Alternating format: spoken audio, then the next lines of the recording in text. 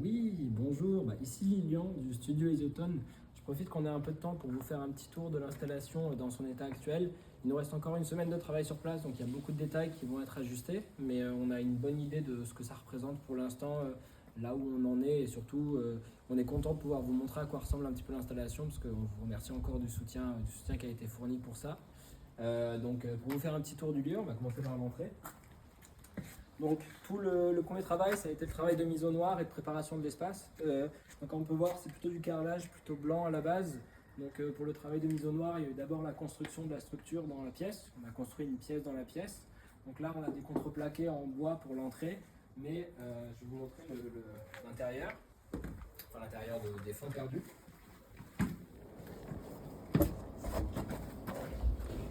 En fait, on a construit donc une pièce dans la pièce, littéralement avec les équipes de Chaumont sur place qui nous ont aidés pour ça et qui ont été très efficaces. Où tous les murs ont un fond perdu qui nous permet à la fois de faire du passage de câbles et à la fois de favoriser l'immersion, parce qu'on a du tissu ici qui est occultant pour la mise au noir et qui est absorbant pour le son. Donc on a vraiment une sensation d'immersion dès qu'on rentre dans le lieu, c'est vraiment très, très chouette. Et on a aussi les passages de câbles pour le système son et quelques lumières que je vais vous montrer dans l'espace direct. Hop, parfait.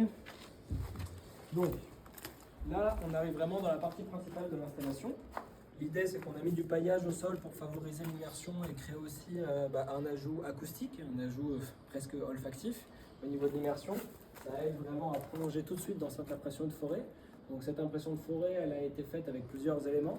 Le premier, ça a été les arbres. Vous avez des images du processus de construction où les arbres ont été creusés. En fait, à l'intérieur, je peux vous montrer sur celui-là. Les arbres ont été complètement creusés et on a créé des cracks. On a suivi les cracks exactement, les cracks naturels de l'arbre. Et grâce à ce travail-là, en fait, on a pu introduire des systèmes de LED, de lumière adressable à l'intérieur, qui devraient s'allumer dans pas longtemps pour nous donner une idée de ce à quoi ça ressemble. Voilà, comme on voit ici, exactement. Donc on va travailler toute cette lumière-là la semaine prochaine pour l'audio-réaction et lier ça complètement à la musique et au reste des projections. Projection qui se découpe en plusieurs éléments. Je vais finir par la projection principale, mais donc on a une première projection sur l'arbre ici, qui vient rejoindre le sol. Comme on peut voir, il y a des éléments au sol, qui vient faire le lien entre le sol et la canopée, toute la canopée de branches qui a été mappée également. Les branches, c'est donc des feuilles qui ont été découpées dans différents types de papier japonais et qui sont suspendues pour pouvoir vraiment créer la continuité de la vidéo derrière. Et justement, la vidéo derrière, donc la projection principale, on ne s'en rend pas trop compte en vidéo, mais du coup, ici, c'est un mur. En fait, là, on voit ma main sur la tête du musicien, parce qu'en fait, les murs ont été recouverts de tissu, et lui, c'est du contreplaqué en bois qui a été recouvert d'une surface, d'une peinture pour projection, ce qui nous permet en fait d'avoir un projecteur caché en hauteur, qui est complètement camouflé. On a pu accrocher ça de manière très discrète avec les branches en dessous pour vraiment créer l'illusion qu'il n'y a absolument pas de projecteur. Et ce projecteur, donc le Ultra Short Flow, nous permet de vraiment créer l'illusion avec le musicien. Comme on disait dans le dossier, tous les angles de caméra ont été calculés au moment de la prise de vue pour pouvoir créer cette impression de présence. Moi-même, des fois, moi-même, parfois, quand je travaille en régie et que le musicien arrive, j'ai un petit haut le cœur en oubliant que cette personne est virtuelle. C'est ça exactement. Le musicien a une performance de 10 minutes 30 et après il y a 6 minutes qui sont plus abstraites. Je vais essayer de vous montrer des extraits après en régie. Mais voilà pour la vidéo principale. Si on revient ici, un truc qu'on peut voir notamment si on regarde au plafond, c'est que dans les différents travaux qui ont été faits, il y a aussi on a fait des passages de câbles en hauteur qu'on a recouvert de tissu occultant pour pouvoir vraiment créer l'immersion qu'il n'y a aucun câble, enfin l'impression qu'aucun câble n'est visible, enfin en fait aucun câble n'est visible quoi qu'il arrive. Et donc ça nous permet toujours de favoriser le côté magique de la projection. C'est grâce à ça qu'on cherche à avoir vraiment cette impression d'immersion instantanée. Toute la partie technique, la partie qu'on cherche à justement rendre discrète, se passe en régie. Je peux vous montrer comment ça se passe. Avant de vous montrer la régie, je tiens quand même juste à vous montrer les enceintes, parce que ça aussi c'est une partie importante du projet. Donc on a un système son complet, donc on a 4 speakers, un à chaque coin du projet, et également un subwoofer qui est complètement camouflé derrière un arbre. Et on a un logiciel de spatialisation qui va nous permettre vraiment de créer une complète sensation d'immersion, parce que le son est complètement spatialisé et tourne au travers des gens en fonction de ce qu'on a composé sur le logiciel. Donc justement, en parlant de logiciel, quand on arrive dans la régie, c'est là où on a toute la partie technique, ça se décompose en plusieurs éléments.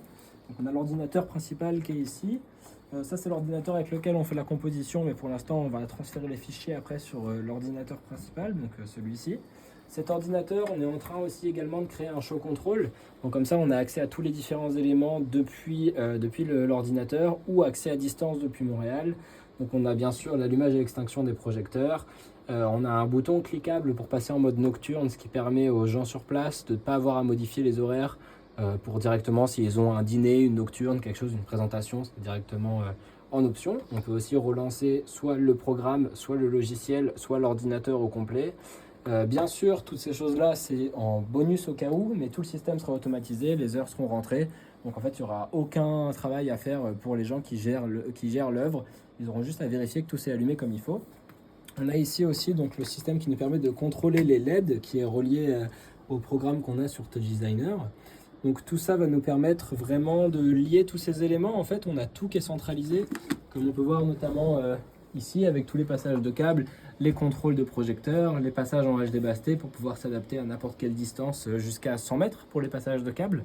En fait, tout ça est relié directement dans notre logiciel, dans Touch Designer, ce qui nous permet de faire ce qu'on va faire la semaine prochaine, donc tout le travail d'audio-réaction, lier tous les différents éléments, tout ce qui va avec. D'ailleurs, ça me permet de vous montrer aussi également la deuxième partie qui sera un peu plus numérique. Donc si on se tourne là-bas, on voit globalement, pour l'instant c'est juste des ébauches de travail. Là on va avoir le temps d'affiner ça la semaine prochaine et surtout de rendre ça audio réactif. Ça c'est juste les premiers tests.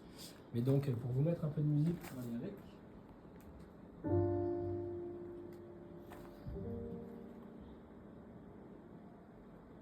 Donc la deuxième partie qui est plus abstraite, il y a une composition qui a été faite avec un solo qui est majoritairement basée sur un solo piano, mais avec toute une immersion qui est faite sur du sound design derrière à côté et qui sera bien sûr complémentaire et relié au mouvement du système de particules derrière pour que tout soit complètement relié. C'est vraiment le but. On a aussi des illusions qui sont créées avec des bruits de pas spatialisés dans la forêt. Et je ne vous ai pas montré, mais il y a aussi toute la partie de l'enregistrement du musicien qui a été faite, qui elle aussi est spatialisée. Et il y a tout aussi un paysage sonore qui est complètement organique, qui a été fait par-dessus pour pouvoir aussi faire l'audio-réaction et que le jeu du musicien transparaisse dans tous les différents éléments, que ce soit les LED, les vidéoprojections et tout ce qui va avec. Donc voilà, je pense que ça fait à peu près le tour de l'installation telle qu'on est en ce moment. Il nous reste donc une semaine de travail pour finir tous les différents éléments. Vous avez accès à plein de documents aussi sur le dossier qui vous permettent de voir les différents processus qui ont été faits. Et voilà, on a hâte en tout cas à l'inauguration et à terminer ce projet, mais on est déjà extrêmement heureux du résultat. Donc dernier rush la semaine prochaine pour finir ça comme il faut. Et voilà, donc merci encore pour le soutien que vous avez apporté au projet et on a hâte que vous puissiez voir ça le jour où ça sera diffusé à Montréal. Merci beaucoup.